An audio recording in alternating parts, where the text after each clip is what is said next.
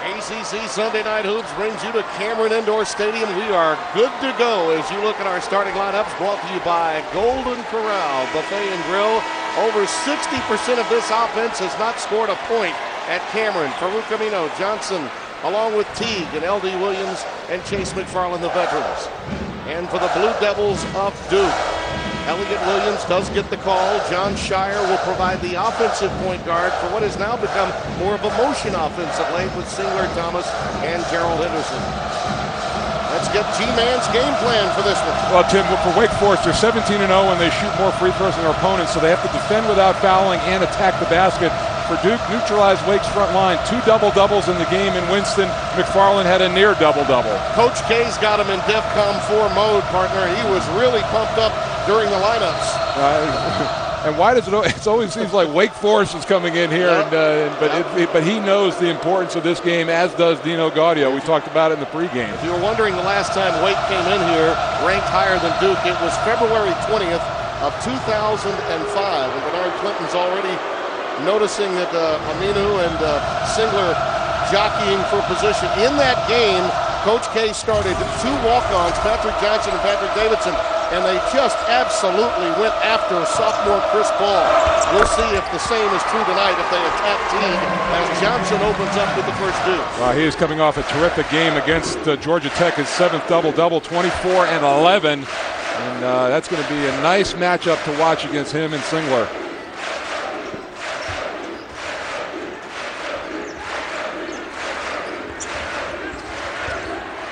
Williams has it rejected, taken down by Farouk Aminu. Gives it to Jeff Teague. That's his forte, though, Tim. He wants to try to attack the rim. And Thomas will pick up the foul.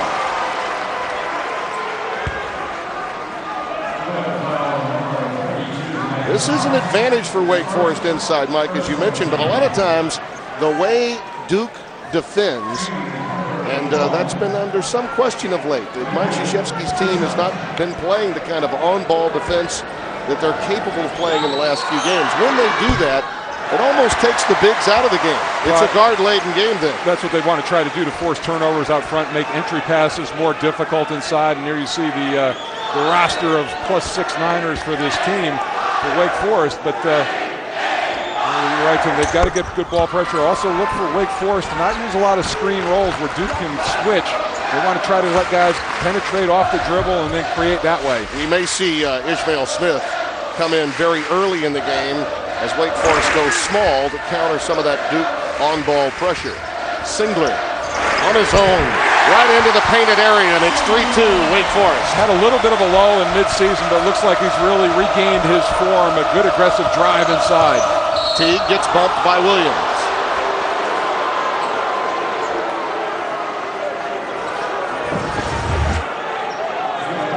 There's a look inside, and Singler moves very well without the basketball. You have to honor the 3-point shot, so Amino has to cover him outside. At all costs, if you're guarding him, I think you have to make him go left.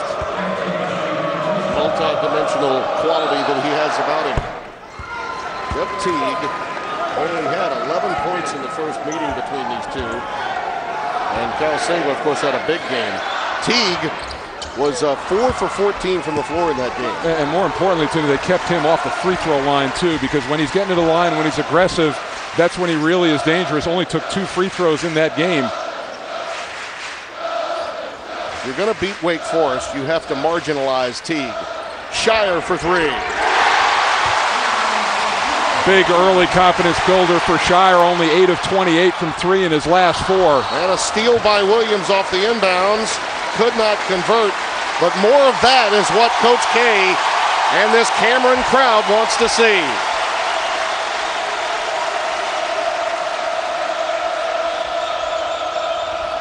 Williams again with the pilfer. This time he converts. All right, talk about a confidence builder, too.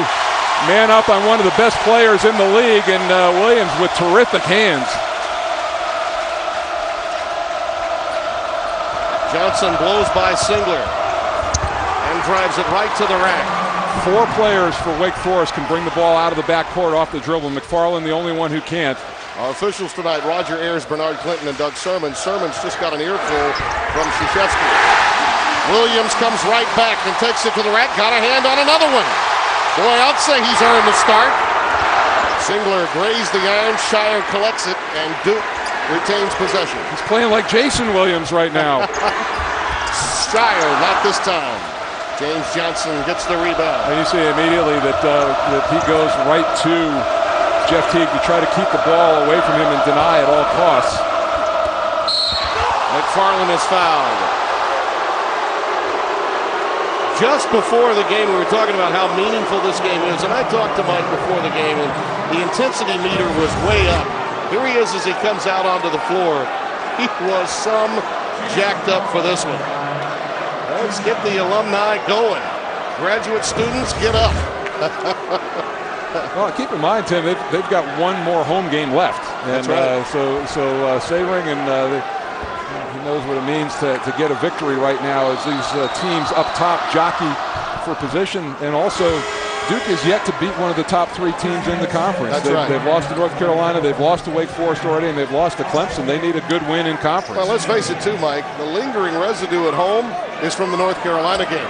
You were here for that one, and frankly, that doesn't sit well. And of course, losing to Boston College on the road a week ago tonight before getting that victory at St. John's. 4 home losses in a row to North Carolina. They're tied at 9. Just over 2.5 minutes gone at Cameron Indoor Stadium. 2.5 minutes. Elliott Williams with 4 points and 3 steals. So 10 straight wins against Wake here at home. Henderson drops it through the nylon. I really think that's a tough matchup for James Johnson. They want to put some size on Henderson, and Johnson used to guarding out on the perimeter. But and Henderson, and he did a good job for about 30 minutes against him in the game in Wake Forest, but Henderson came alive in the last 10. Well, Dino Gaudio told us it wouldn't take long for Ish Smith to get in the game, Mike. Look up, and there he is out on the floor. McFarland gets the roll. He has really improved offensively this year. Well, and he could be the X factor. His minutes have been down lately, and he's had trouble with fouls and staying on the court. But they need him out there, need him as a productive counterpoint on that on the front line. Henderson looking to go backdoor, well defended by Johnson. Williams pops for 3, missed everything except the backboard. And we've got a scrum, tie ball with the arrow to the Devils. Miles Plumlee coming into the game.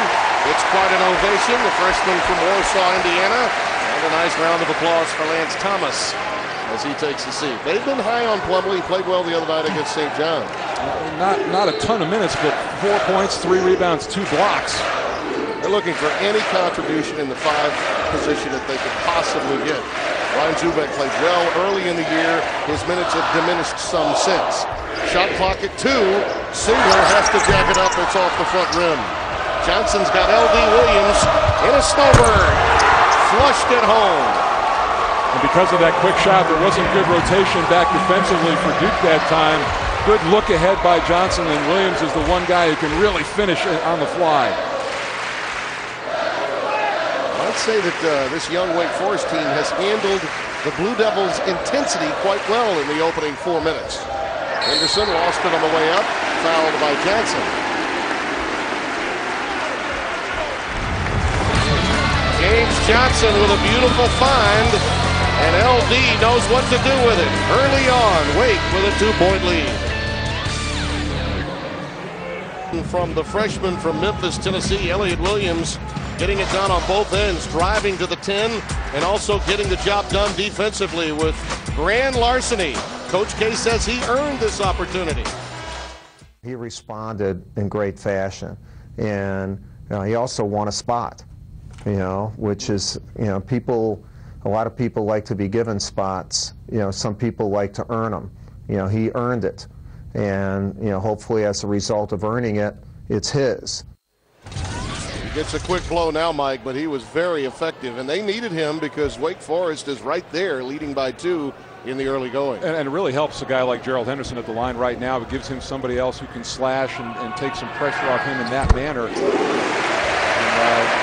But a huge confidence boost, and no disrespect to St. John's, but a different deal to come into this atmosphere in this type of game against the team of the quality of Wake Forest, and he's responded very well. This has not been a particularly good Duke shooting team, and I spoke with Coach K before the matchup tonight, and he said, look, I'm not worried about shooters getting minutes. I'm worried about our guys playing the kind of defense, particularly on the ball, that Duke basketball has been about.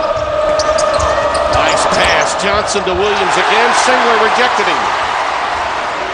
In traffic, Williams needs some help. And he throws it off of Plumlee. Out of bounds with 16 to shoot. Very solid double team inside by Duke that time. Really, Williams, no recourse. Nobody really came to him to relieve pressure. Ishmael Smith will trigger it in. We've had 5 ties already in the first 4.5 minutes of this game. So many weapons on this Wake Forest team offensively.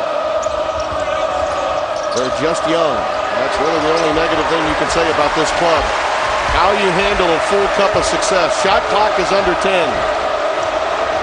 Smith decides to do it on his own. What a scoop to the hoop by Ishmael Smith. Well, Singler showed hard, and then he turned his back on Smith, and Smith just went right up behind him. He's so quick. It really solves a lot of problems when you have a point guard at the end of the clock situation that can create like that. Henderson's three off the back rim. Johnson tries to run it down, but does so to Singler. And he puts it right in. You never save the ball under the other team's basket like that. If you don't know you have absolutely somebody to throw it to. That was a giveaway 2 points. Smith, a little push off there. A little back and forth between he and Ishmael Smith. He's fortunate he didn't get a second foul there. There's the look. You see the little screen roll action, and as Singler shows out, now he's trying to get back to Johnson, and nobody really helping in on Smith. Got a little chippy between Nolan Smith and Ish Smith for a moment there. Officials did not see a little push-off after the whistle had been blown. The foul was tagged against Nolan.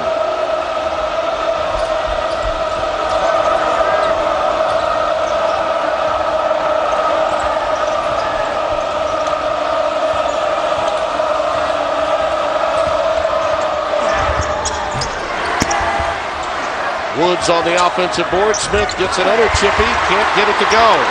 Johnson lost it, and we've got a scrum. Out of bounds. Still the scrum rolling, and Jeff Teague runs it down. While Gerald Henderson took a slide, a hard slide into second. Woods not there. Out of bounds. Last touch by Wake Forest. 6 ties already in this game here at Cameron Indoor Stadium. Tim Brando, Mike Jaminski, all-important ACC encounter between the nation's number 8 and 9 teams, Duke and Wake Forest. Jim Hildreth also with us. It should be a lot of fun, end to end throughout this game. Singler. And Thomas gets the putback. Well, he has been really solid for Duke. That's where he gets most of his points, playing off other people's offensive rebounds. Johnson's three does not go. Singler clears it for Duke. Nolan Smith has Elliott Williams with him, along with Lance Thomas. Williams getting the start again tonight after playing so well against St. John's earlier this week.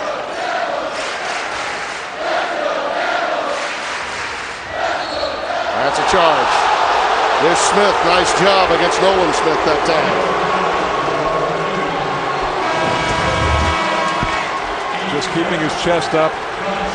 And that was just the arm getting out there a little bit extended by Smith right there, and that's what gets the push.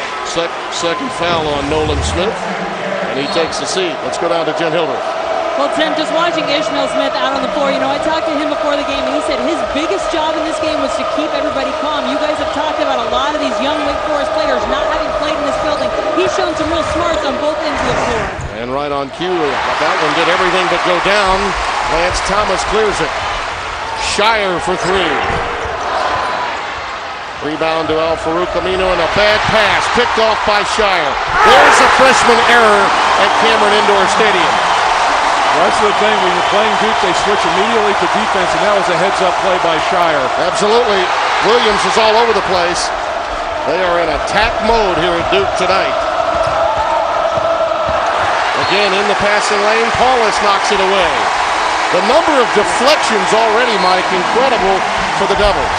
Yeah, Tim, I'm surprised you had the courage to ask Coach K about an offensive question before this game. Nobody ever played their way onto this floor shooting 60%. Yeah, believe me, he gave me that look As if I'm not concerned with shooters' minutes. That's right.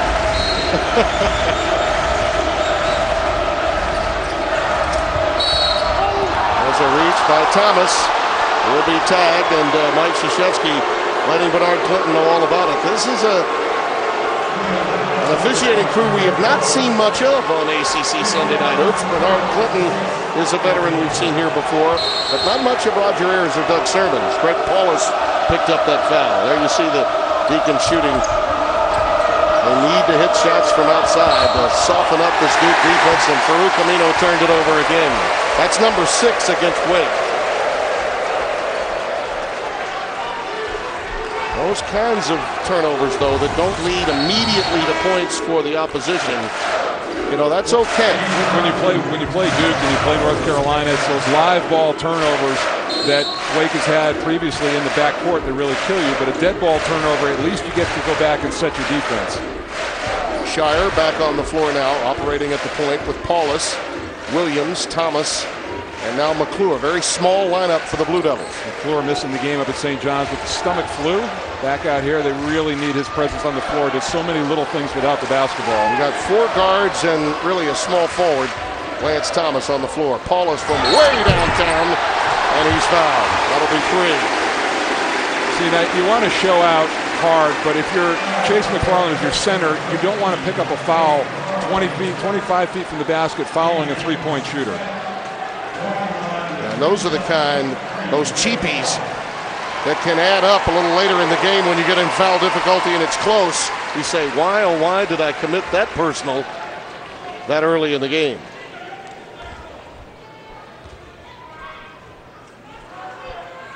I don't know of a veteran player, Mike, that has been asked to change roles quite as much as this youngster from the beginning of the year all the way through. He's, you know, starter throughout his career, asked to come off the bench. The 3 games prior to the St. John's game was back as a starter, averaging 31 minutes a game. Then they put Williams in the lineup. He only played 5 minutes up in New York, and coming in here and Shire running the offense, and Greg Paulus, one of the better three-point shooters. The answer is, simply put, it's just a team that's constantly evolving. This Blue Devils team has been a mix and match job for Coach K. That being said, they still come in with a gaudy record. This is now their largest lead, 22-15. 7 unanswered points for them.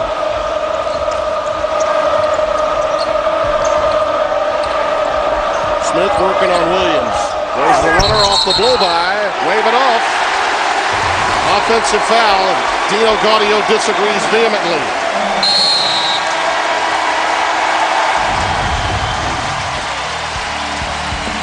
Everybody spruced up for this one.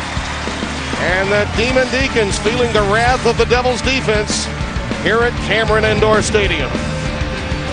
The opponents and 51% field goal shooting, and that's a number that's rarely up that high with this club defensively. But you see the results here early in this game. 7 Deacon turnovers for 9 points. Singler was Shire along with Henderson, Paulus, and Elliott Williams. LD Williams along with Chase McFarland, Ishmael Smith, James Johnson, and for the first time Gary Clark, a sophomore that's really been shooting well, hit 3 threes the other night on the floor for the first time for Wake. Henderson, wrap around, again loose ball, found by LD Williams and saved to James Johnson. Right, I talked about Wake Forest wanting size on Henderson, and Johnson able to give a little ground on that drive but come up with the block. Well, Elliott Williams is just everywhere. But this kid, Ishmael Smith's got some handle. McFarland, he can hit that shot. Turned it down, gave it up to James Johnson. Brian, that occurred because Johnson set the screen out top and he got the switch. Had Williams on him for a little bit. By the time they got back to him, he had great position inside.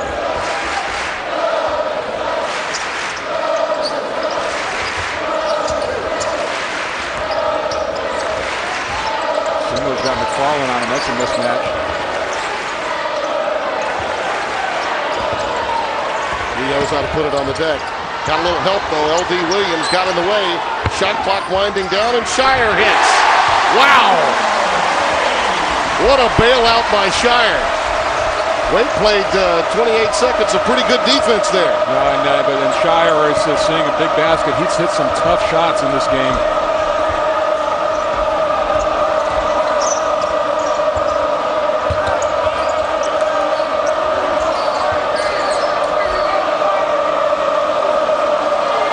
Jeff Teague is coming in on the next dead ball. He has been limited early on. There's a turnover by Smith. He knew it. That was pretty good defense by Singler. He knew he had a quickness issue, but he kept about a 4-foot buffer between him and Smith. You want to try to make Smith be a jump shooter instead of let him get inside. Dino Gaudio, much like Mike Krzyzewski, came by way of West Point. Also Loyola, longtime assistant to Skip Prosser. Remembers that night in 2005 we discussed. He played the tape of the attack of Chris Paul on February 20th, 2005 to his team this week. Henderson, 27-17. He's got 6. And McFarland has gotten caught in some bad switches outside. He's had to give ground. And another offensive foul. Jeff Teague, Mike, has not attempted a shot as yet. We've played more than 10 minutes in this game. Well, and I thought a low 4 of 14 in the game over in Wake Forest. Winston. Well, the gauntlet now by Duke defensively has been put down. The foundation is there. Ish Smith returns the favor, collecting that charge from John Shire. Well, and the advantage that Elliott Williams gives you defensively is he's longer. He's got long arms, about 6'4", 6'5". See Shire just kind of running over Ish Smith.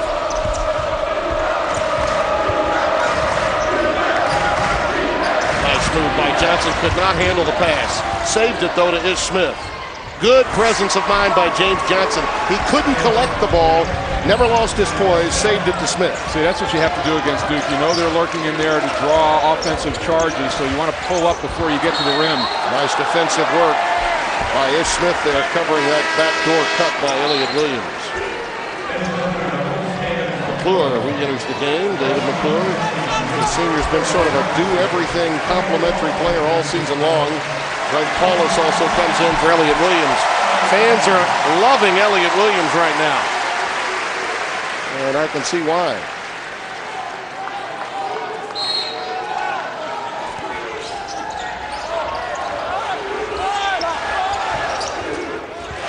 Shire, always check the guy that's triggering the inbounds pass. Smith gets it out to Teague. Will he pump his first? Nice ball fake, but then he throws up an air ball. That was, I think, a frustration shot more than anything, wanting to get into the offense. There were no black jerseys back underneath for our offensive rebounding coverage. Mike, in each of the games the Demon Deacons have lost, he has been marginalized. There are times when he can go a little bit invisible.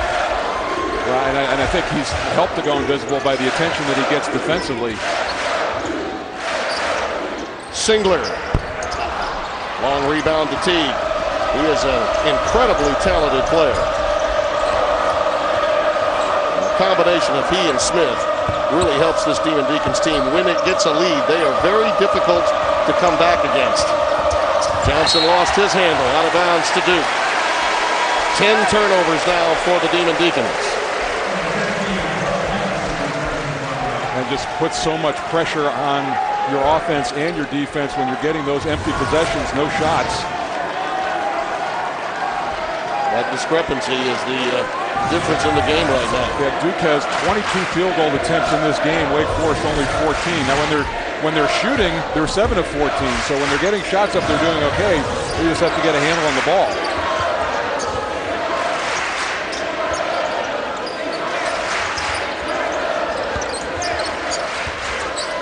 Henderson. That's a tough matchup for Teague right there, because Henderson can just back him down and elevate and get his shot anytime.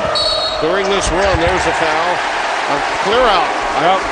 No, it's on McFarland. They got McFarland, did they? Yeah. Moving pick.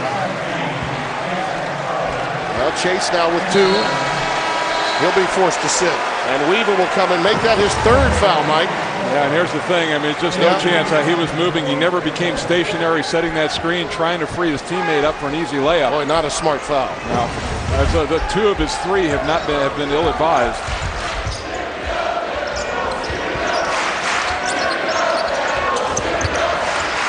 Henderson again runs that curl off the back rim. Foul will be tagged against Jeff Teague. Blue Devils lead by 10. In conference right now and right back in the hunt in the conversation for the NCAA tournament, and NC State, since going to a big lineup, have won 4 of their last 6. So the Wolfpack playing much better as well. As you look at our first half stats ongoing, brought to you by Hilton Garden Inn. Field goal shooting, as you mentioned, Mike, for Wake, pretty good, but to use a hockey analogy, not enough shots on goal for the Demon Deacons. Must have positive possessions, especially on the road.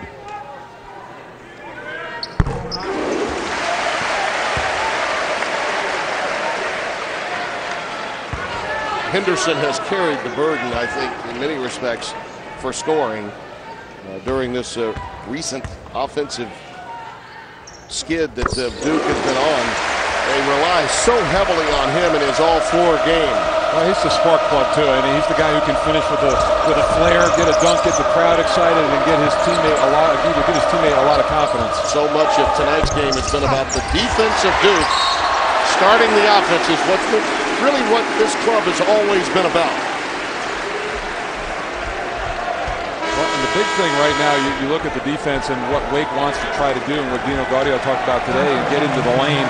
Only 3 times so far have guards been able to penetrate off the dribble and get into the lane. That is solid defense by Duke. Farouk Amino picked up the foul, and Henderson will be back at the stripe. They have an opportunity now to open up a 14-point lead. So oftentimes, how you respond to those waves of success for the Blue Devils at Cameron. This is still a very young team. Will they have an answer between now and the intermission? Well, I think the thing right now, you talk to Dino Gaudio and talk to your team and try to play this game in a 4-minute increment. Try to win the next 4 minutes and chip that lead down. You're not going to get it all back at once. We should mention, too, the reason why so many of these players have not been here ever before is because they're so young, and no longer is there a home-and-home situation between these two teams. Henderson, another loose ball opportunity. That's exactly the play I'm talking about. All of a sudden now the defense gets energized. Good timeout. Yeah, I mean, embarrassment is at your doorstep already with 7:15 remaining. Wake went stone cold with the game tied at 15-15, and they've been blitzed ever since. The ball just kind of slipped out of Johnson's hands, but Henderson very alert. They've been outscored 22-4 since we were tied at 15. So many opportunities off of steals and off their defense, and no real opportunity for Wake Forest to get back and do anything about that. Dino Gaudio did something too, Mike. He's tried his best to practice on the opposing team's home floor. He did it for BYU, decided to come over and stay early for practice yesterday as well. I wonder sometimes if that doesn't have a negative impact on this team. Now let's take a moment for the HTC Fuse timeout. The HTC Fuse has full internet, which allows access to foxsports.com for scores and highlights. Grab a video highlight from tonight's game, share it during live calls. The HTC Fuse experience for reaction. Well, I know it was a good timeout by Dino Gaudio again to try to calm the crowd down, but it has no effect on his team. Henderson! Bring down the Raptors!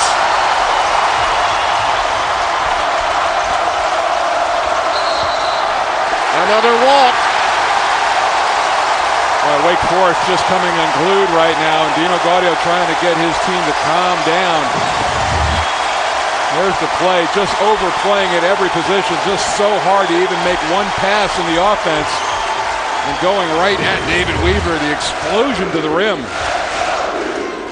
Well, they may have to renovate this place after tonight. Henderson for 3. James Johnson has it slapped away. The foul will go against Singler on the reach in. These guys are having fun. I'm sure practice wasn't much fun as Coach K was getting his team ready for this game. This is a statement game for that man and his program. A statement game against one of the elite teams in the conference, but also to get the mindset back defensively, team to establish that for the rest of the season. Oh yeah, no question.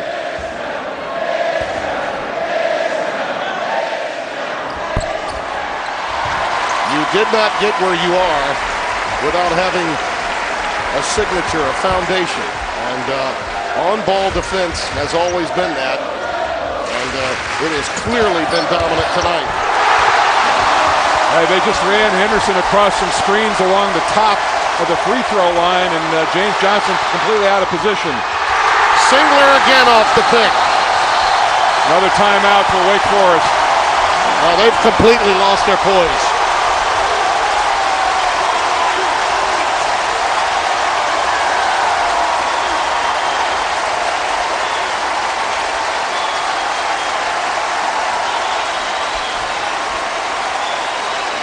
Mike, we opened the show by talking about how many young players for Wake Forest had never experienced Cameron Indoor Stadium. Frankly, for a team as accomplished as this, are you a little surprised that their eyes would be this wide open and glazed over? Right, yeah, but Tim, you've had Ish Smith out there for most of the time, and he's played in Cameron. And he's the guy that they wanted to have come in and calm things down. And I don't fatigue. I mean, he's almost through his second year, and he hasn't played here, yes, but he's been in hostile environments before.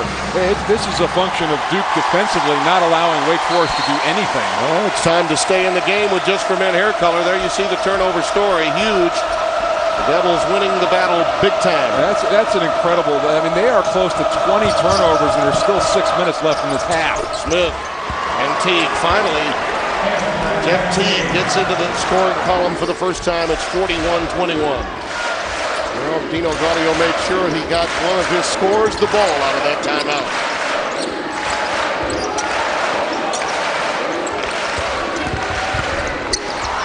L.D. Williams got a slap in there. Save, though, to Thomas. Shire underneath gets the easy one. It's amazing when you're aggressive and you're diving for loose balls. Even the ones that are bouncing a little wacky seem to go right to somebody.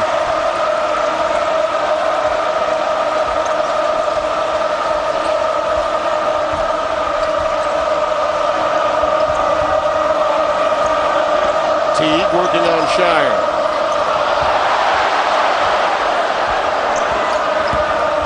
Smith on a blow-by. Nice scoop to the hoop. Just past Williams. He has 6. And his score is now 43-23. One of the first times that Wake's guards have been able to get to the rim off the dribble. These last 4:40, Wake cannot afford to trade baskets. They need to make a move. Singler. Not there. Is Smith. Gets some help from Weaver.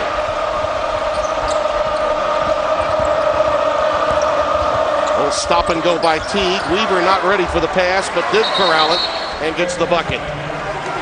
Timeout, Mike Krzyzewski. Well, the last time these two teams met was a different story. Number 6 Wake led by 13 with just 8:49 remaining. But Duke's Kyle Singler and Gerald Henderson got it rolling. They would combine to lead the Blue Devils in what would be a furious comeback. Eventually tying the game with just 10 seconds left. That was a huge shot by Henderson. But then the game went the other way as James Johnson slipped through the Blue Devils defense to score the winning bucket as time ran out.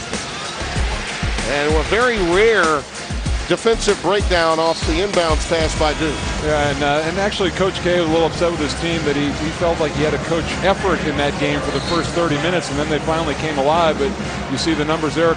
Singler, Henderson over 20 for that game, and Teague, not his normal game, but James Johnson a double-double and 4 blocks. Jen Hildreth has more on that game. Jen? Yeah, Tim, and you know these Duke players, it took them a while. I don't think they're over that game yet. They won't be over it until they finish this one out the way they want to. Elliot Williams told me, oh yeah, it still stings. And Kyle Singler said he felt that game was really where he felt his team started to hit what he called a road bump with some disappointing play that's kind of continued since then, though Duke certainly seeming to play inspired so far in this half tonight. Thomas is back on the floor as the lone big player. They go small again with 4 guards. Shire with a 7 on the clock. Quite huge, and he would be a big boost to this offense. We talk about Shire does so much for this team, but for him to start seeing a big basket, now 4 of 8 in the game. It is incredible how much better Duke shoots the ball when they're at home. As Teague answers with a long three, he now has 7, and it's 45-28. 47% in Cameron, Tim, as opposed to 41% on the road. Yeah. And road 28% from 3. Teague again. He can light it up quickly. And Teague is pointing over his teammates saying, keep your heads up, boys. I'm going to start to put you on my back. He just launched 3 missiles from long range. Quality shooting can cure a few ills, especially in a stretch run. Williams on a blow-by. Lefty, you got to understand, a left-handed player wants to get that way. So we talk about Wake Forest, not much of their offense is built around the 3, so if they get a guy hot, that's a huge bonus. Teague from Smith, that combination, play a little 2-man game along the perimeter. And I would expect to see that combination, barring injury or foul trouble, to be out there 30-plus minutes. Paulus feeds Shire. Well, John Shire is seeing a big cylinder from Chicago with love. Already 50 points for the Blue Devils in this game. L.D. Williams from downtown. Well, Wake is not going away, and they've hit some huge threes to keep Duke within sight. Would you say getting it to maybe 10 would be the goal at this stage at the break? Yeah, it's certainly doable. 2 minutes to go, and the thing you know about Duke is they know how to finish halves, so a very important 2 minutes for Wake Forest. They've regained some momentum offensively. They fell down by 22, lost their poise. Nino Gaudio got a timeout. Teague made a big bucket, and since that time they've made a bit of a move. Foul inside. Those ball fakes have been affected. Farouk Amino now has 2 fouls. Here at Cameron.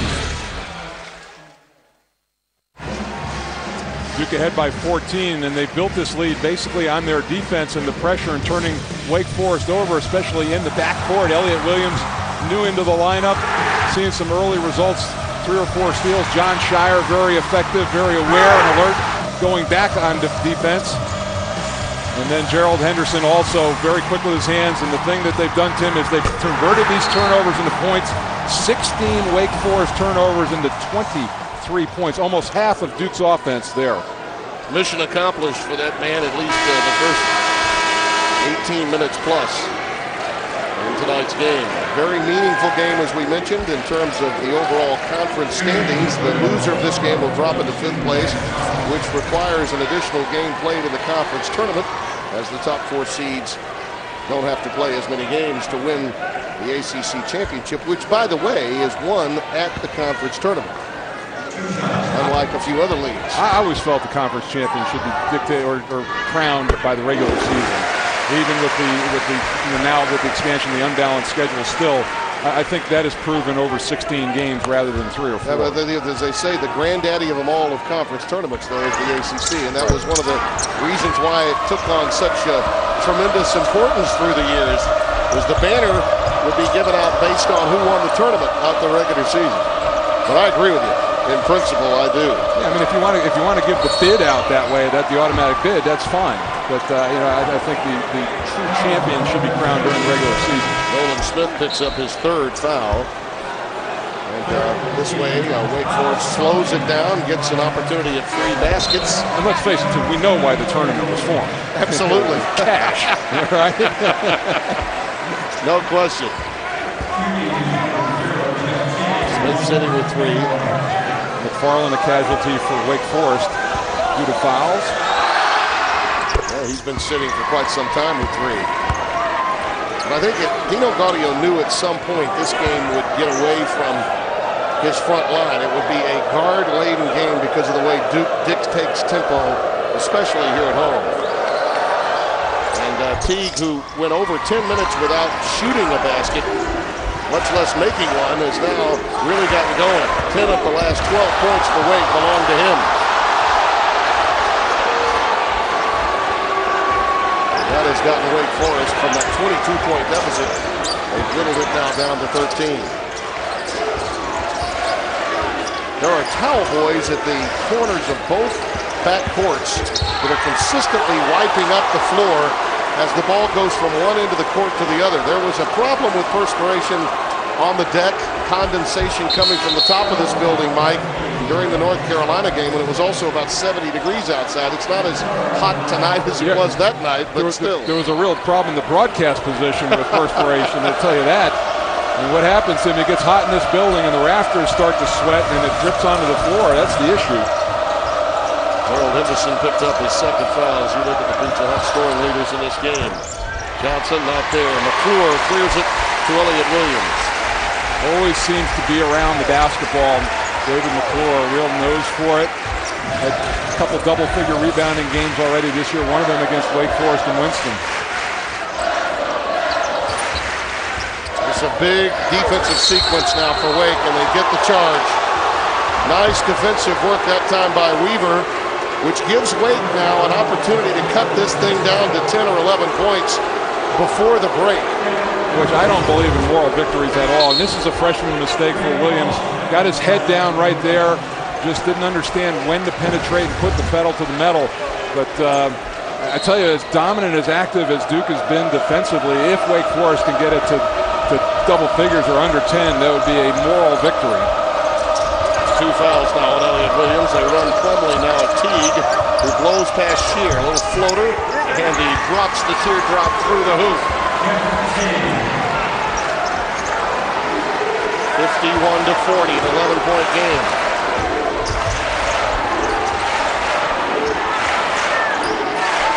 Singler or Shire or Paulus, your 3 major offensive options on the floor. Plumlee and McClure, the other 2 on the deck. Coach K in this last sequence. Shire's been red hot, and you never want to give him that shot, do you? Not this time, and Wake Forest will get to the locker room down only 11. And I believe you're right, that's a moral victory, isn't it? Certainly for Dino Gaudio, and the way his troop came out. But I tell you what, Jeff Teague really calmed things down, as did Ish Smith. They were at one point up 22 at 41-19. Now they lead it by 11, and Chris Collins is downstairs with Jen Hildreth. All right, Coach, you guys had a big lead there. Wake started to chip away at it a little bit. What did they start doing well toward the end of this half? Well, I mean, Teague hit some great shots, and they're going to do that. They're one of the best teams in the country. They have a lot of firepower. We just have to keep fighting. That's what we want to do. Fight on every possession and see what happens. All right, well, thanks so much. Right, good luck second half. Timmy? All right, the last time Duke had over 50 in the first half was against North Carolina in their last home game. They've got 51 now. Coming up, action from around the ACC and around the country. Andrew Siciliano. Mike Jaminski, I think you'd have to say Wake Forest took 2 standing 8 counts, but they're still in it. The question is, who's got enough gas to finish this 15-rounder? Heavy minutes for both starters on both teams, but I really like the poise Jeff Teague showed. 2 big bombs from downtown to get his team back in. As we open the second half, it will be Teague, along with Johnson, L.D. Williams, Chase McFarland, who was saddled with an early 3rd foul, and Al Farouk Domino, the original starting 5, on the floor for the Demon Deacons. Teague with a runner, and he gets it to Cry home, and it's down to single digits, 51-42. Good start, and they shoot 60% when they were taking care of the ball, so they know they can score in the offense. And you like Teague, he is a first-team All-ACC performer and really kept his team in it in the first half. Mike, I think you'd have to agree. Wake Forest is the deeper team, but they have a lot of guys that logged a lot of minutes in the first half, perhaps minutes that they're not accustomed to. Duke, I think, is a team that has relied so heavily on Henderson and Shire. You have to wonder if the pace of this game will allow for them to be at their best late. Certainly, I think heavier minutes, better. You're able to sustain that more at home, drawing on the crowd and the energy. Singler with 3 on the shot clock. Off the front iron.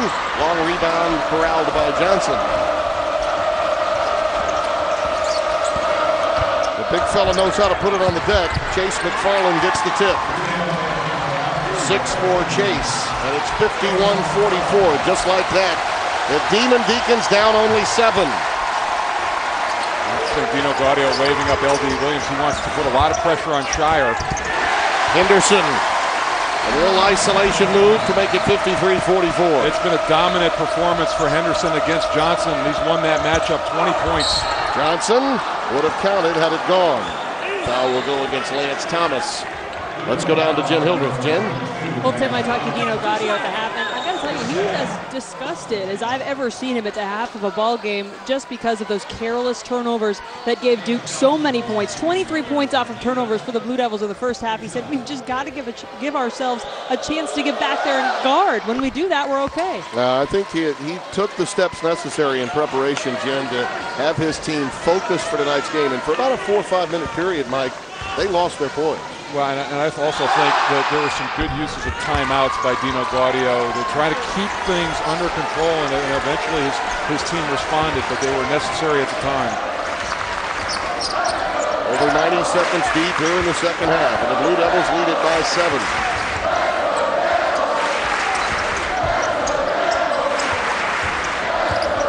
Elliot Williams, who looked so good early on the defensive end, really keyed that Duke start. Got them to that 22-point lead at one point. L.D. Williams in the passing lane, nearly coming away with a steal. Teague got a hand on that one. It's deflected. And they're on the deck, and it's high ball. The arrow to Duke. You know, it's interesting, Tim. We talked about the people who haven't played here before. The sophomores it hasn't affected, but Al Farouk Amino it has. He has not attempted a field goal in this game. No points, or only 1 point in that first 20 minutes and 4 turnovers. Only 2 to shoot for the Blue Devils when they trigger this in. Shire letting Bernard Clinton know he's a little concerned with Chase McFarland. They got to get it up quickly. Into Thomas, over Johnson. Singler on the offensive glass. Shire gets it up and in. Counted and a foul. Are they going to wave that off? Look at Mike Krzyzewski with the jacket off. I thought he got a foul to go with it. Apparently not. No, it was going to be a goaltending call if it didn't go in on its own. I think Mike thought there should have been a foul. The jacket came off quickly. You want to know where the inspiration for the second 20 minutes is going to come from. It's going to come from the guy in the white shirt. Yeah, the man that has the court named after him.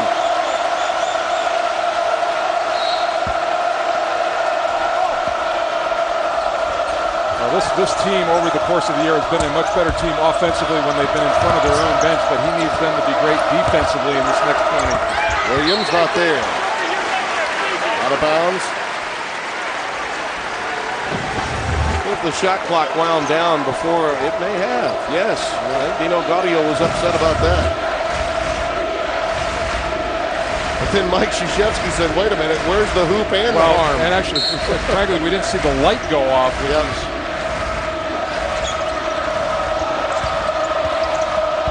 Ooh, dangerous pass, but Farouk Amino gets it. And does not make it count. Henderson gets the rebound off the deck.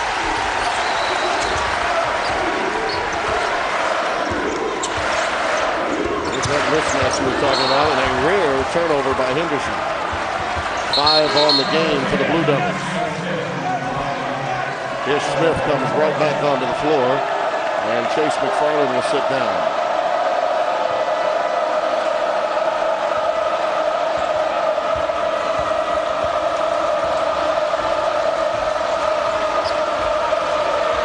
This allows Teague to get off the ball and have a better opportunity of getting free for some shots. But Elliot Williams is blanketing him. Williams is in a no-help situation right now. His sole job is to keep the ball out of the hands of Jeff Teague. Johnson blows by Singler. That's a tough matchup. You're right, though. Kyle has done the job for the most part. Johnson showing a lot of versatility on that play. A right-handed player, but looked very solid going left and a good finish. This may be the most fluid and, from a matchup standpoint, the most versatile team the conference has to offer going into the NCAA tournament in March. I just love the depth and the versatility of this Wake Forest team. They're just so young. Shire, a runner. Too strong. Foul spotted underneath. It goes against Teague, his second. Well, Well, don't forget on Wednesday, March 11th, 10 teams will begin their quest to win the Pac-10 championship and earn an automatic bid to the NCAA's. Exclusive coverage of the Pacific Life Pac-10 men's basketball tournament begins Wednesday, March 11th in high definition. We are 3 weeks away, my friend, from Selection Sunday. 3 weeks from tonight.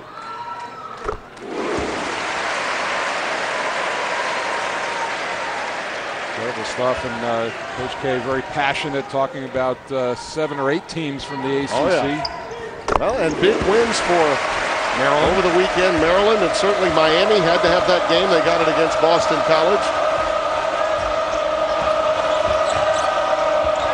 James Johnson again going crossover right at Singler and follows his own shot.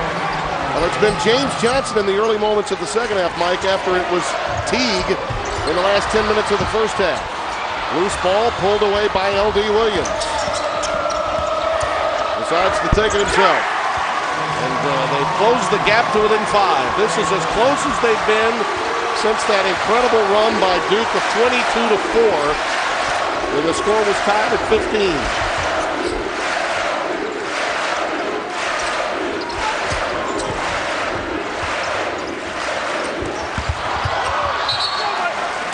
It was 19-15 at that point, 12-6 in the second.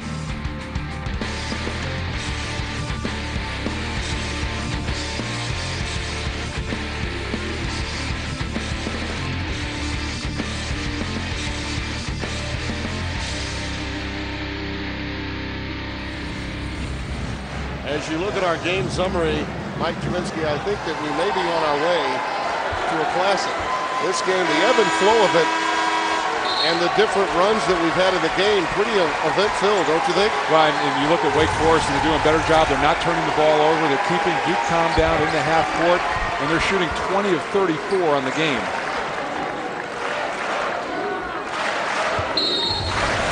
See our Pizza Hut scoring leaders as Schreier decides to trigger it in. It's Henderson, that's too easy. That is way too easy. 22 for Gerald. Johnson just lost sight of him, and that's another one of those plays that can incite the crowd, but L.D. Williams answers. This is a very accomplished Wake Forest team offensively. For those of you that have not seen as much of this team as you have Duke, look out. They are every bit as accomplished on the offensive end as any team in this league, and that would include North Carolina. Schreier with the answer. Yeah, he has been a huge part. He has been the other scorer that Wake Forest hasn't found so far in this game. Ish Smith right back in his face. 62-57. That's when he's at his best, when he gets in the lane, gets to his right hand, and shoots that little pull-up floater.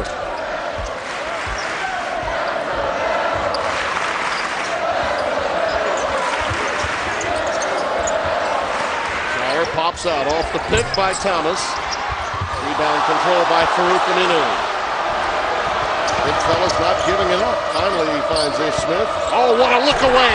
What a look away pass to James Johnson. That's why you want to get the ball into the hands of your primary ball handler. Farouk Aminu did a nice job of bringing it in the front court, but they need Smith to make plays. 62-59, a one-possession game. This after leading 41-19. 6:06 mark remaining in the first half. It's been some run by Wake since. Williams. The Memphian has 10. It took him a long time, Tim, to understand when to attack the rim, and he did a beautiful job driving baseline that time around a good defender in Teague. Spread it and drive it. That's what Dino Gaudio wants from this guard-laden lineup, and he does get the foul. It'll go against Elliott Williams. That's his third. Watch this lovely dime being dropped by Ishmael Smith. There's the play, and it just Johnson kept running, beat his man down the floor. Was no communication on Duke's defense. Williams takes a seat. Nolan Smith back on the floor. He too has 3, does Smith. Attrition could become an issue for the Duke guards, trying to check Teague and Ish Smith. Here's L.D. Williams finding Farouk Aminu.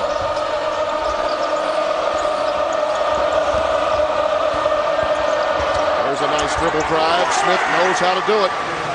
64-61. And the Demon Deacon fans that have made their way down from Winston-Salem enjoying this comeback. Ryan Smith has been looking to be a little more aggressive offensively. The last 2 games averaging about 11 points per. Henderson. And L.D. Williams is a lockdown defender, and then nobody really has had the answer for Henderson. He said Johnson and him guard him. Teague, a finger roll. Well, Gaudio's getting what he wanted at today's shoot-around, Mike. He said, spread it and drive it. Yeah, no 2-man games. He feels his guards are good enough off the dribble on their own to get into the paint area. And they didn't do it in the first half, Tim, but in the second half here early, they have. Henderson. Oh, he's on fire. And a nice job, really, by Johnson not to pick up the foul. Made a good adjustment on the ball fake. Gerald Henderson's just too good. Game in high definition. And you see Gerald Henderson with 26 on 10 of 13 shooting. The officials did check it. He had to duck under on the ball fake, and it wasn't 2. We had the correct score going to break. It is 68-63. By the way, our friend Doug Collins, Chris Collins' dad, is with Herb Sendek in his office watching the game as they prepare to play Arizona tonight. What a job Herb has done. Witnessing the Fox double dip firsthand. He told me to keep Lonnie Dale focused tonight. You know, Doug works with Lonnie, and Doug, I want you to know I'm doing everything I can to keep the director's eyes and ears wide open. No, he's not, Doug. He didn't care about that at all. Don't let him lie to you. But he'll see a great player in James Harden later on tonight. I think he's the best player most of the country knows the least about, Mike. Yep. Tremendous talent. Wake Forest 10 of 14 in the second half, trailing by 5 with 12:22 and counting. Duke switching up now, playing a little 1-2-2 zone. Try to get Wake Forest out of their rhythm. Smith gives it up to Teague. Thought about it. Shot clock now at 5. And there's the dribble drive by Smith. Not this time. Kept alive by Johnson. Rebound to McClure.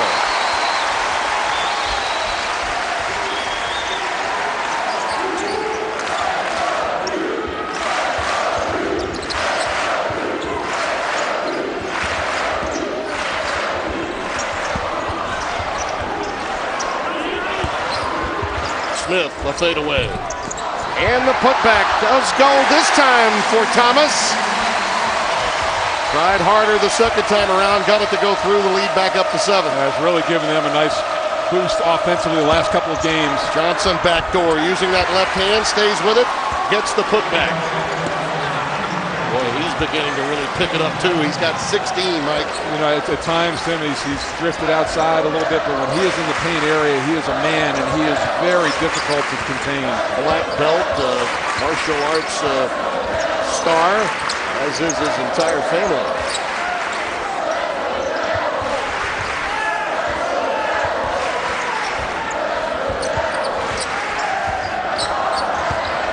Shire.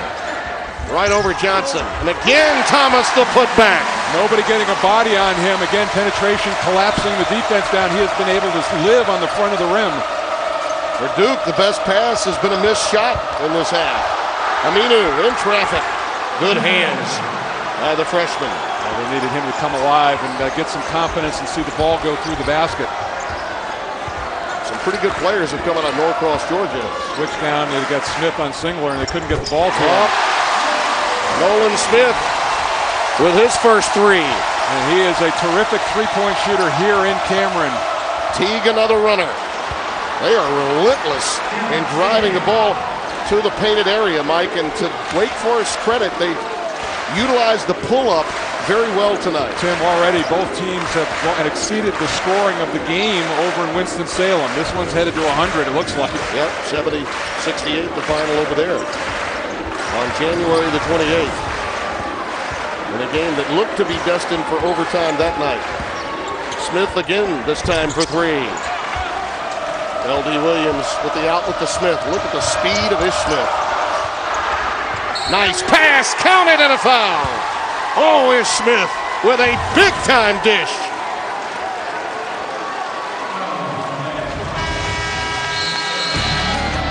Count the basket. Foul may have gone the other way. Still a big-time dish. We'll be right back. Lance Thomas did get the foul, his 3rd. Here's our Best Buy Best Connection, Mike. Take a look. Well, Ish Smith had trouble in the first half. He had 3 turnovers, but he has been terrific here, scoring the basketball and setting his teammate up. Shire went for the charge, and when you don't get that, you get caught in a number situation underneath the line. And that's just great recognition between 2 teammates that have played together for a while. Talk about some swagger as the ball was going up before it actually went through the cylinder. You could hear one of the Demon Deacons saying, "And one." Getting to the line for the old-fashioned three-point play. Well, what guy with any brains is going to take Johnson? I mean, you know, he could put you down with one kick. And, absolutely. They cost him a little bit of time, but if there's one guy that could back it up in the league, it's him. No doubt. And oh, by the way, there are 8 other brothers with black belts, so don't mess with the entire Johnson family. And by the way, it's a 3-point game, and what a terrific turnaround for Wake Forest in that first half where they had lost their poise.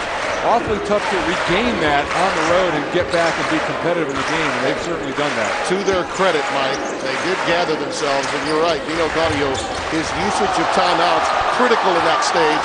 And then Teague, who had been shut out, but not taking a shot, hit those 2 critical threes. McFarland picks up the early 4th.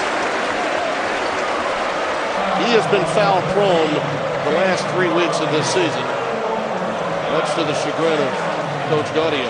Well, in this half, you've seen a change defensively, and Wake Forest has put their stopper, L.D. Williams, on Gerald Henderson. Really nobody able to slow him down. I always felt the only thing with Henderson and his numbers, Tim, I think he could go to the free throw line a lot more than he does, although against St. John's, he got there 13 times, which is a guy of his ability to get to the rim. He should be at the line, I think, a minimum 6 to 8 times a game. Have you noticed this too, though, Mike? And I expressed this when talking to Coach K before the game, and especially now with Shire and Williams in the backcourt.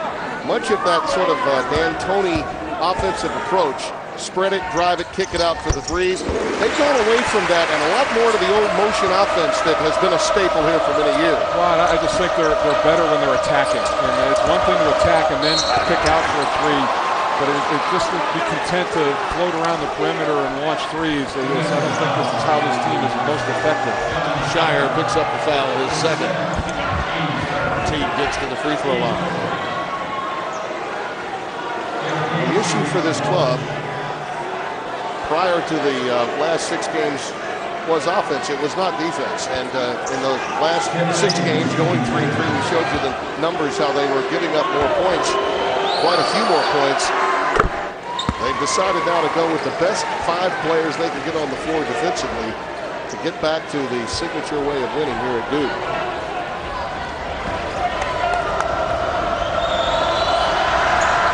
This team led 41-19 by 22 with 6:06 remaining. Last time that Wake was within 2, it was 17-15, and that's when the Blue Devils went on that incredible 22-4 run. There have been far fewer easy points for Duke in this half. They've been in the half court most of the time. They've had to work against Wake's set defense. Singler, he rattles home a tray right over Aminu. 36% from behind the arc. They've been in a little bit of a slump, but you have to honor that shot with him. Teague over Shire. Aminu cannot get the putback.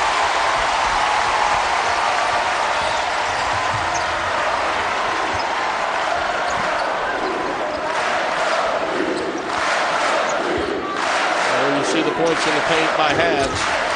Demon Deacons have absolutely gotten into the painted area very easily in this half. Loose ball Smith.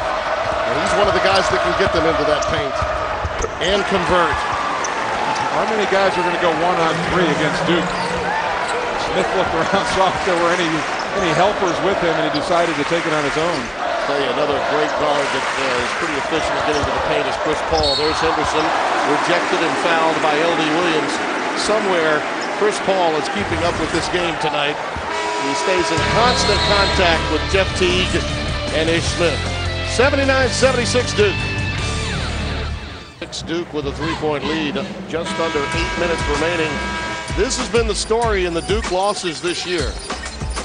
The inability to hit the 3-point shot. And tonight they are 6 of 20 from downtown, Mike, which means they're teetering. And the thing is that Wake has made 4 of 6, so not that far behind, but 14 fewer attempts.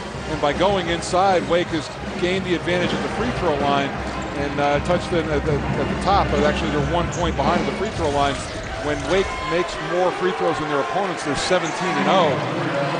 Wake has done a much better job attacking inside and getting to the line in this half. The other thing that's happened that's really been telling, Mike, Wake Forest, who turned it over 16 times in the first half, 0, nada in this half. That'll help get you back in the game very quickly. Well, and we touched on the fact that in the first half, when they got shots, they were very effective. And I'm sure that point was driven home by Dino Gaudio at halftime, saying, "Look, fellas, it's not a point of seeing the ball go through the rim. We just got to throw it to somebody with the same jersey as we have on." Gerald Henderson in the midst of what will be a career night for him offensively. 80-76, Blue Devils by 4. Alley-oop for Minu from James Johnson. Off the screen roll on the wing. They've got the mismatch, and Shire had no way to play him. Pretty good pass, too, wasn't it? By a big man.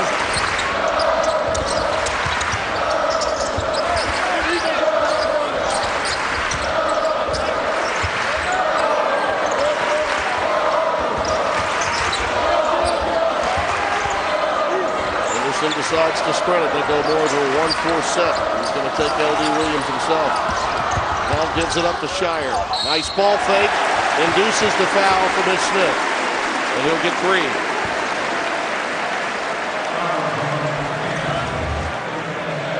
Here you'll see the little screen right here, and they'll get the switch, and it'll allow Aminu to go right to the rim, and they get Shire kind of drifting off in this area. Caught in no man's land. He's following the basketball, doesn't keep a body on Aminu, and that gives him a free run to the rim. Perspiration to be wiped up on the floor. Stoppage of play. I think the officials want to look at the clock, which allows the teams an opportunity for a quick break. I think any stoppage of play is welcomed by both of these teams with the energy that's been expended tonight.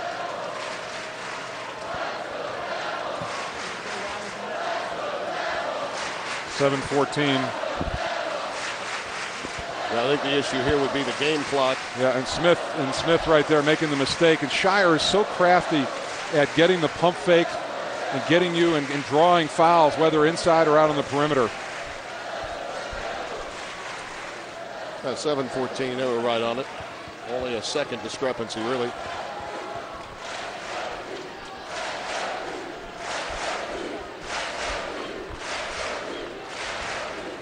From our catbird seat here atop Cameron Indoor Stadium, whenever we have these stoppages of play, we're always mindful of what's going on. I believe. Raise your arm. You've got a big stool this year, so your hands are really big. You know that? They're actually the clock had stopped while the ball was still playing, so they're trying to figure out how many seconds to add. It stopped at 7:16. You could almost reach out and touch your jersey hanging from the rafters here. You know, you really could.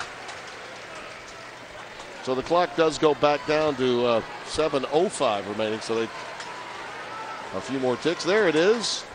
And that's not the only time Mike Jaminski hangs from the rafters of a building in the ACC. Even opponents put you there. I'm down a little, John. Yep. Tree Rollins scoring over me. At least it wasn't a dunk, though. You did force him into a fadeaway jumper. That's right. I took his strength away, made him beat me with his weakness.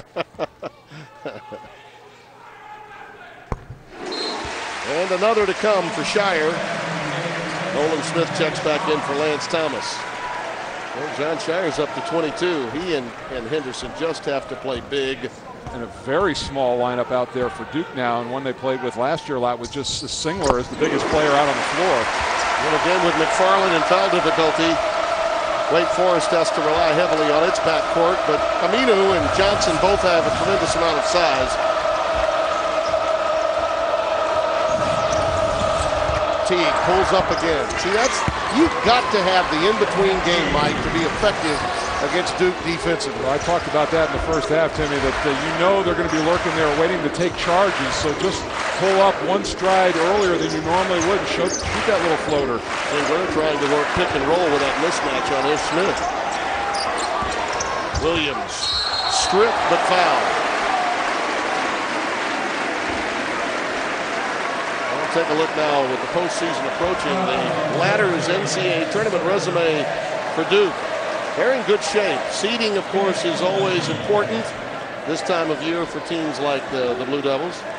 Well, and I don't think, there's no question right now that North Carolina, Clemson, Wake, Duke, and Florida State are all in great position, Tim. I think the interesting thing going out is how Boston College, Virginia Tech, and Maryland are going to react. Yeah, indeed. And let me also say this. After Florida State's win at Virginia Tech last night, it's time Tony Douglas got consideration for Player of the Year in this league. He has been incredible. Yeah, and now Ty Lawson needs to be in that conversation. Absolutely. Right now. The way he's playing for North Carolina, that Hansbrough's a given will be there. And Jeff Teague, I think, is in that conversation. Absolutely. Florida State is the team out of this league that has just absolutely gotten no attention whatsoever nationally. They're the LSU of the ACC. Absolutely. Henderson would have counted had it gone.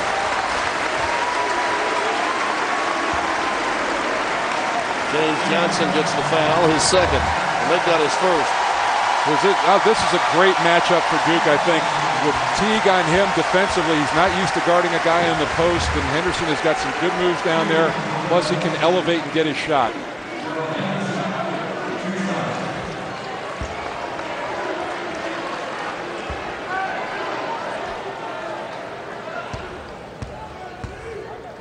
This is consecutive games now, Tim, that Henderson has had double-figure free throw attempts, which I think is a very good sign for Duke.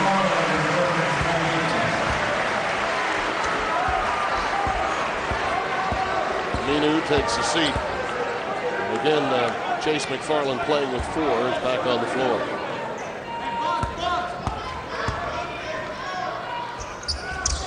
A career-high 30 for Gerald Henderson tonight.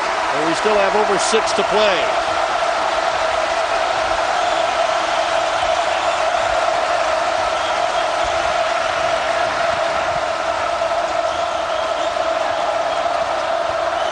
Williams all over Teague. Baseline drive, distracted by Shire. They get the turnover. Really nice help by Shire that time, coming over and supporting the drive.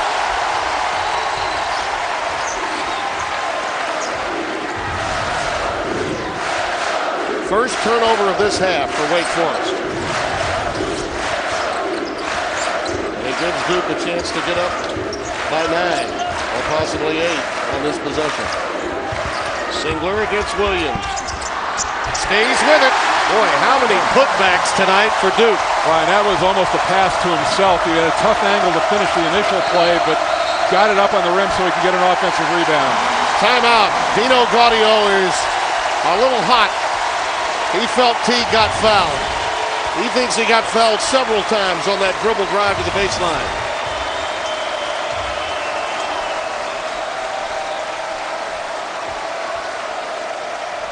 Roger Ayers is finally going to come over and say a little something to him. Well, you like the fact they got a coach sticking up for his player and his star scorer, but Gerald Henderson has been terrific offensively and defensively in this game. What a finish at the rim, doing it inside, outside, knocking down jump shots and posting up guards when he's got them off defensively. And by month, you could see steady incline for Gerald Henderson. And we're not done with February. And with this 30-point effort plus tonight, he could likely increase his numbers this month. Let's go down to Jen Hildreth. Jen? Tim, little Duke trivia fact for you here. The last time a Duke player had 30 points in a game was J.J. Redick back in 2006 against Florida State. So Gerald Henderson flying high in some pretty elite company right now. Indeed. Well, J.J.'s kind of come alive at the next level. Had some big shots last week. Good to see him getting some playing time in Orlando. There's another steal. This one by Thomas. Not a great decision by McFarland, but Thomas doing what you do down there, fronting the man, making that pass very difficult.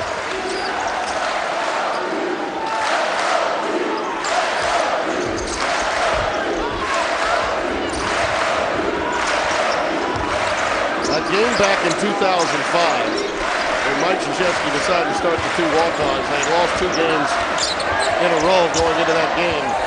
It wound up 102-92 as Shire comes up empty with 5 on the shot clock. We may well be headed for a similar score tonight. The winner will probably be in triple digits. Johnson stays with it and gets the putback. 88-82. It's been an amazing. I think the game has been quite similar, Mike, to that game back in 05. Duke took their heart away early. Wake made a little bit of a comeback. Wound up losing by 10. Williams knocked away by L.V. Williams as James Johnson actually knocked that one away as Elliott Williams was making his move. Yeah, nice poise, and boy, for Elliott Williams, what a nice way to be and reward your coach for giving you some time. Back-to-back double-figure games for him, and a pretty nice play right there to create. Shire triggers it in.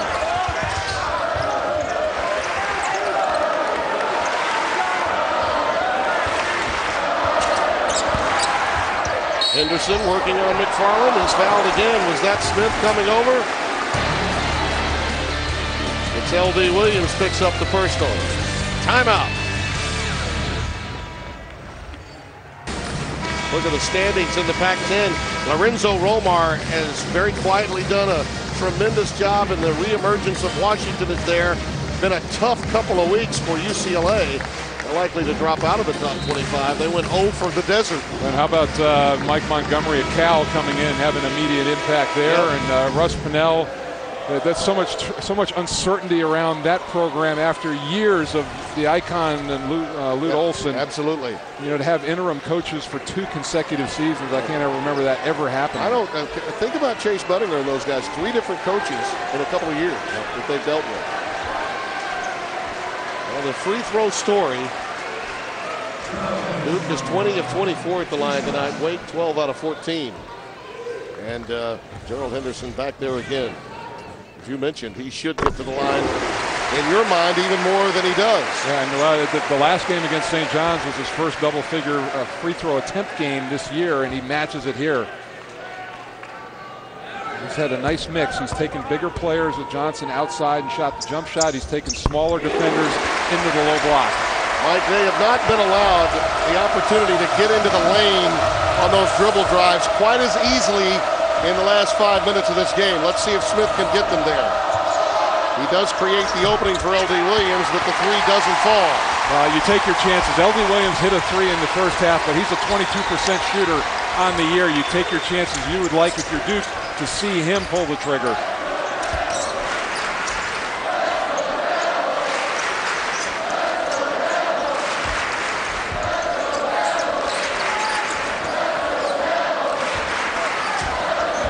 Working on James Johnson, has to give it up to Shire. Last couple possessions, Duke really trying to work some clock.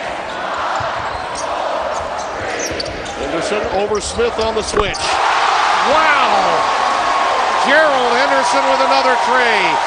35 on the night. Yeah, it's one of those nights in the zone, and very little that Ish Smith could do off of that defensively. That was just a great, great shot.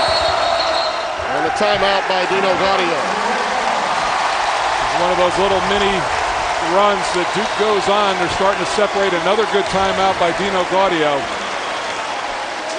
Wake got it to 80-78, and since then, Duke has reeled off a 13-4 run. And again, the standings, this is how important it is. No one wants to be in 5th and have to play the extra game at the ACC tournament. Somebody will leave this arena tonight in 5th place. And Duke after this game, not that they're even thinking about looking ahead, but going to a revitalized Maryland team on Wednesday, and then they have another road game at Virginia Tech before they come back and play Florida State. And there's no team in this conference that's got a tougher road to hoe than Duke. A lot of ats in that remaining schedule, closing out, of course, with North Carolina, last game of the regular season, and that matchup at Maryland. Virginia Tech is no walk in the park either, and that's going to be a desperate Virginia Tech team. And for Wake Forest, a bit more manageable. That Clemson game at the end will be one we'll have for you.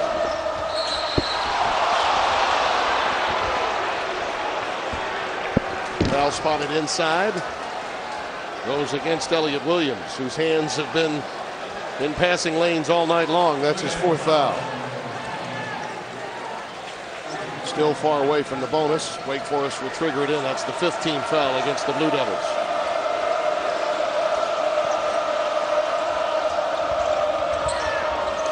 Johnson dogged by Henderson. He uses that size so well. Has every move that you could imagine for a man of that size. Right, he's got a very good handle for a guy that size too, and he used his body well, understanding that time he had the smaller defender on him in Henderson. 6'9", 245, and can put it on the deck like that. That's impressive. 2.5 remaining, a 9-point lead for Duke. And they're going to dig into that shot clock again.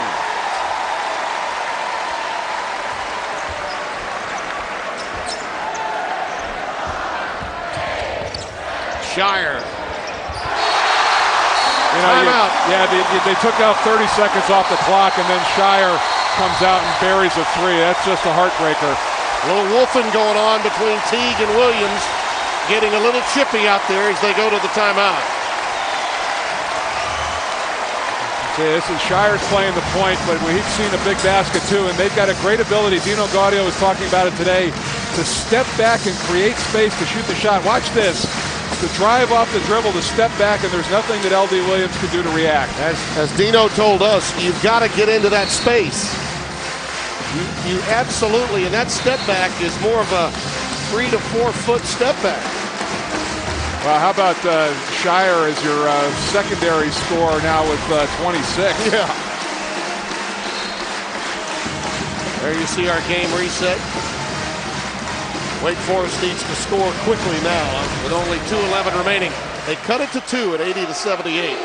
And then the Blue Devils run got going.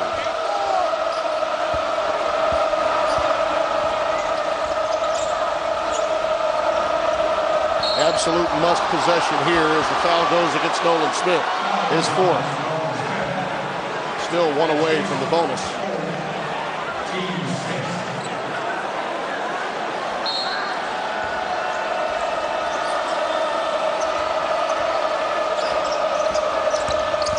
Teague again takes it, splits the double team. Aminu can't finish, but does draw the foul. It will go against Nolan Smith, and that'll be his fifth. And that was pretty good defense by Elliott Williams, understanding his foul trouble, and yet he kept his arms up and really made that a tough shot for Teague to make.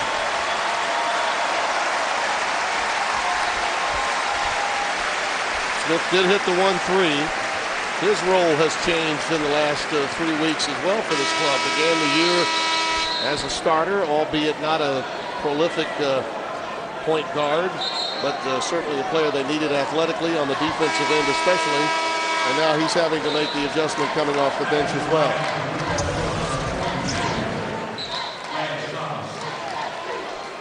I don't remember, Mike, in recent memory, a Mike Krzyzewski coach team that had as many lineup changes and really evolved through a regular season as much as this one this year. I agree with you, Tim. And roles changed and tinkering and guys coming in. And Plumlee's gotten a little bit of time. Certainly the Elliott Williams move has been a dramatic one, but it's one that has paid dividends.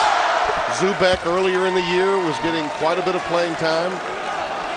And I think that in many cases, it's all about the matchups with this club. The choreography from Wojo and Chris Collins.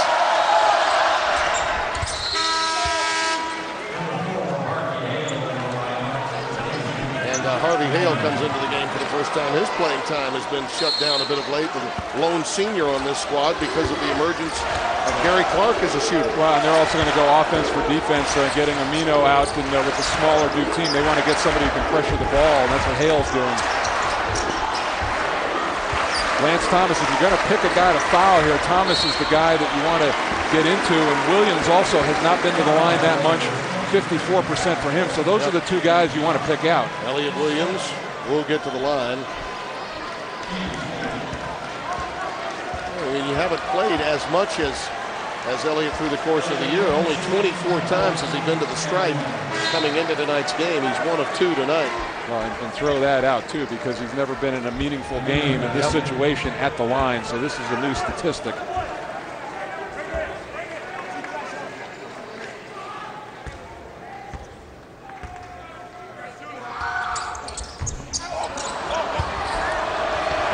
Grill gets the rebound. Smith pushes and pushes quickly. Feeds Johnson.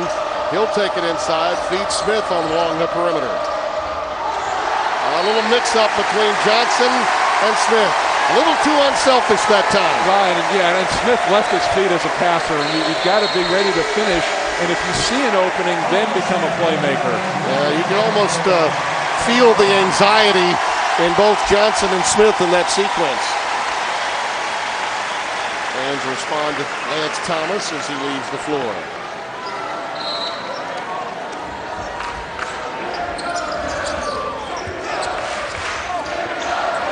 Curious now, do you go ahead and find number 20 again? Elliott Williams, he's far from the basketball now. You don't want to foul Henderson. The ball may not find him. That's true. unless he's right at the rim finishing. Paulus, the next likely at 69%.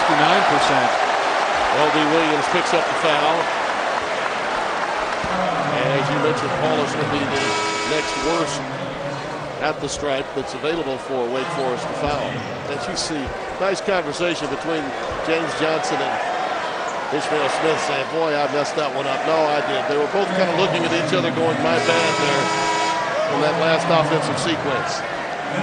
Mike, I'm impressed with the way Wake Forest acquitted itself after it fell down by 22 in the first half. Yeah, and you know, from the coaching standpoint, Dino Gaudio did a terrific job of massaging his team, getting their ego back and getting their confidence back with some early timeouts, pointing out, saying there's a lot of time left in this game, fellas, and they chipped away. They didn't panic, had the game back under control going into the half, and then really got off to a great start at the start of the second half. And Duke has opened the door now with a couple of missed free throws. Johnson banks it in. The bank is open late in Durham, North Carolina. And on Sunday, too. 58.3 remaining. And it's 96-89. You got to call that one. In horse you do. At the end of a big game you don't. Any glass up there is friendly, and just a little bit too much on this one, but sometimes that backboard helps you out. Johnson is a capable three-point shooter, just over 31% on the year. I thought he almost double dribbled after he hesitated before launching the three. That may have had something to do with it being a little bit long. Take a look and see if that hesitation almost double dribbled here. Yeah, Singler out. Singler was giving room because he didn't want the drive and the fumble, and because he caught it, he was able to corral it and give himself some space. Why not? Well, we talked a lot about the intangibles in this game, turnovers, points in the paint, those kinds of things.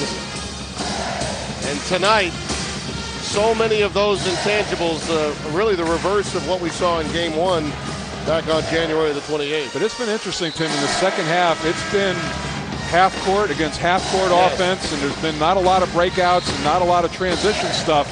It's just been good, sound offensive basketball. Well, particularly when you look at Wake's numbers in those turnovers, they had about a 4 or 5 minute period where they just got lost and had to find themselves again. And once they did, then they righted the ship. And on the offensive end in the second half, with the same kind of pressure. I mean, Duke's on-ball pressure has been pretty good. Wake Forest just has not turned it over in the second half. Only 3 turnovers this half for Wake after 16 in the first half.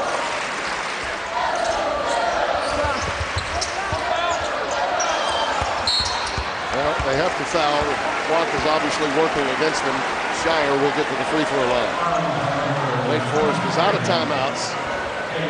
They have to just allow Duke to get to the line. The procession will probably last the rest of the game. And hope for the best. Yeah, and I think because of Gerald Henderson's stellar game that Shire may get overlooked, but his contribution tonight no less important. 26 points for him.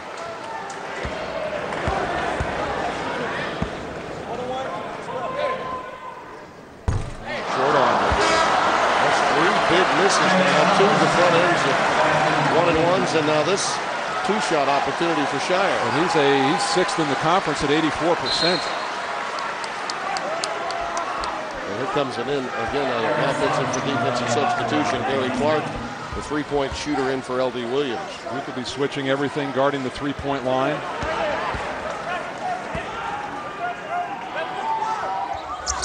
Clark hit 3 of them the other night. 4 for 8 from downtown. And that's an offensive foul on Smith. And Clark was just ready to eyeball a 3, and he was wide open. Well, and what happened, Smith saw him, but what he didn't see was Henderson stepping up in front of him. He's looking right now over to the corner, and Henderson stepped right in. Yeah, and he left his feet, Mike. And how many times do you see that happen? That is textbook Duke basketball.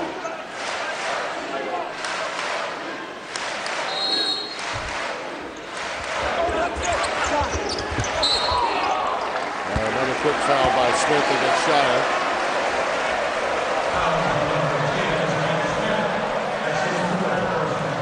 Mentioned a few moments ago that game back in 05 with Chris Paul ended 102-92.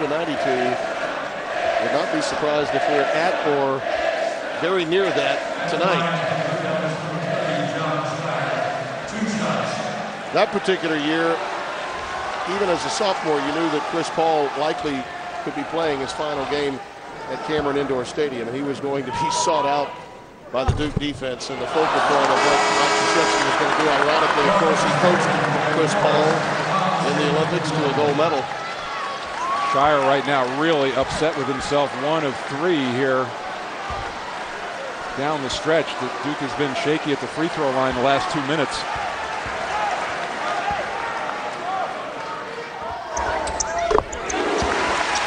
Still a 9-point game. Career high for Shire and for Henderson tonight.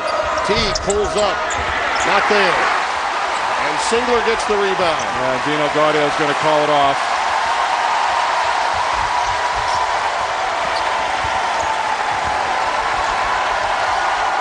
Coach K wanted to make a statement tonight. Yeah, Dino Gaudio did not want that foul from Teague. I think Jeff just wanted to extend the game.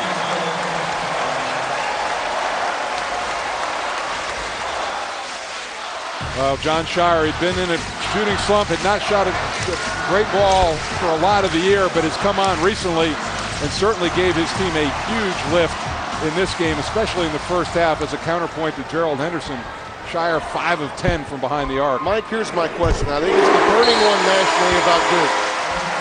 They go out and they play hard for 40 minutes. No one ever questions how hard they play. You see Henderson leaving with an unbelievable night, a career-high 35. They expend so much energy, though, and this team is not exceedingly deep. And as you've said, the barometer for them this year will be all about what they do in March. Will their legs be fresh enough to carry them deeper in the NCAA tournament? Yeah, I think they got guys who are healthy, and you know what, Tim? Again, it's everybody's about the same place, and North Carolina isn't the deepest team anymore, although they get Zeller back. They got guys who are playing heavy minutes and play at a terrific pace. I think this team is in a little bit better position than they have been in recent years. Well, from the health standpoint, you're dead on. Yeah. They have been battling injuries in so many of those tournament games. And all of a sudden now you get Elliott Williams who's coming in and getting minutes, and Plumlee's coming in and getting some minutes, so maybe they're expanding their roster. And oh, by the way, so much for statistics as it relates to defensive intensity. In a game where Mike Krzyzewski was all about defense, his team managed to get to the century mark. And of course, that offense is always going to improve with a sound on-ball defense. And give up 91 points to Wake Forest. That's right. Well, this is a very accomplished Wake Forest team, and if they get the proper seed, and I'm thinking probably a 3 at worst, a 2 more than likely, this club could go very deep in the NCAAs.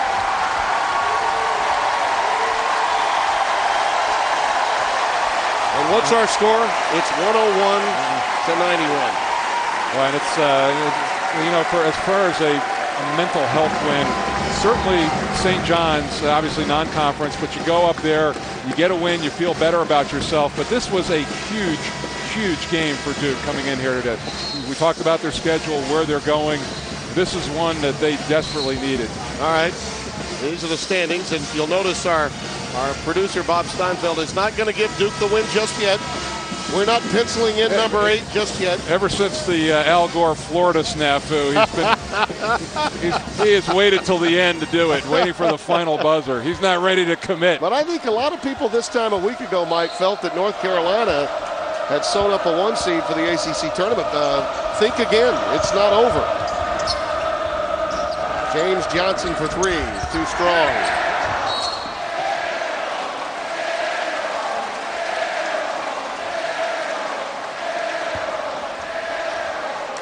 Blue Devils are going to move to 22-5, 8-4 in the ACC, and the Demon Deacons have nothing to feel badly about. They put on quite an effort after falling down by 22.